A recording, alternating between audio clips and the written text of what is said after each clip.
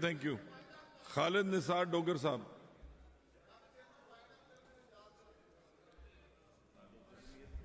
बिस्मिल्लाहिर्रहमानिर्रहीम।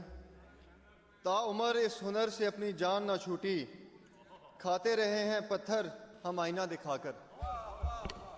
जनाब स्पीकर, बड़े अफसोस के साथ ये कहना पड़ा है कि हमारी फॉर्म 47 की हुकूमत जब से आई है झूठ पे झूठ बोलती जा रही है और एक झूठ उन्होंने आज फिर बोल दिया है। और जनाब स्पीकर, मैं तो यहाँ पे ये कहूँगा कि हमारी नुमाइंदगी तो ये हमारे से बेहतर तरीके से कर रहे हैं। जनाब स्पीकर, पिछले साल गंदम का रेट 4000 था और आप देखें कि हुकूमत ने जितनी भी गंदम खरीदी, बारदाना दिया, खुदा की कसम 500 से स्टार्ट होके 1000 और 1500 तक रेट लगे बारदाने के। गरीब को क्या मिला? सिर्फ झूठे वादे।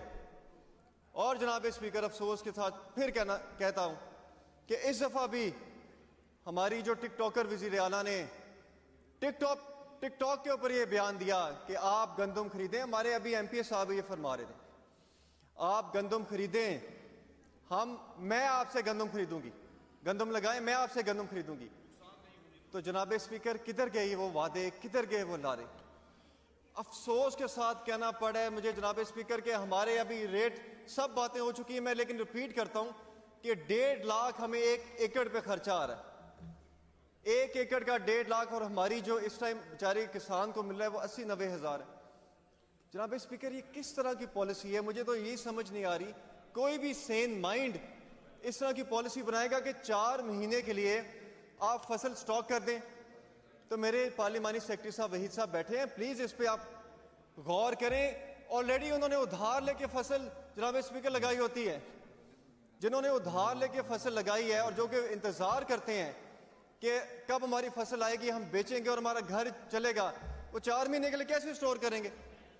और मुझे कहना पड़े कि IMF ही अगर अब हमारी पॉलिसीज तय करेगा कि हमने गंदम खरीदनी है या नहीं खरीदनी, तो सर ये हम किस तरफ जा रहे हैं?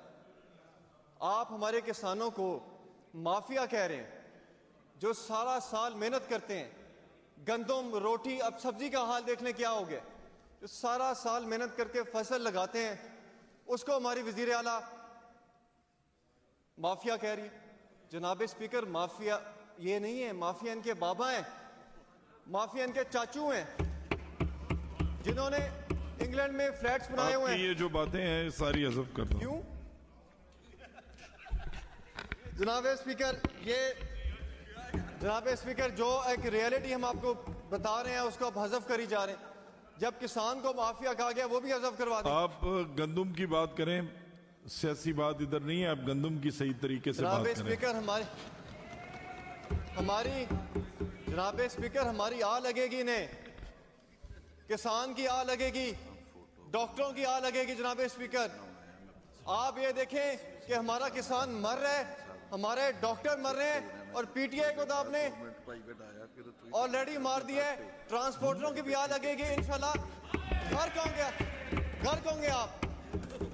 जनाब स्पीकर, देखिए मुझे दिली अफसोस हो रहा है, मैं सिर्फ वाइंड अप कर रहा हूँ। ठीक है, मैं गंदम पे तो बिल्कुल बात कर रहा हूँ, लेकिन जनाब स्पीकर, हमारी वजीर आला इस टाइम इनकी वजीर आला नहीं है, हमारी वजीर आला है।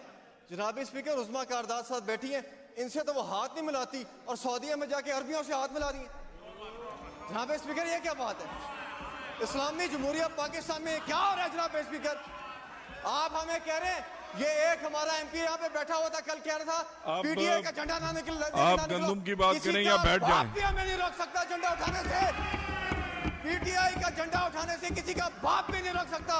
खान हमारे साहब, आप बैठ जाएं, हम बैठ जाएं। उसका नाम हमेशा सैयद आमिर अली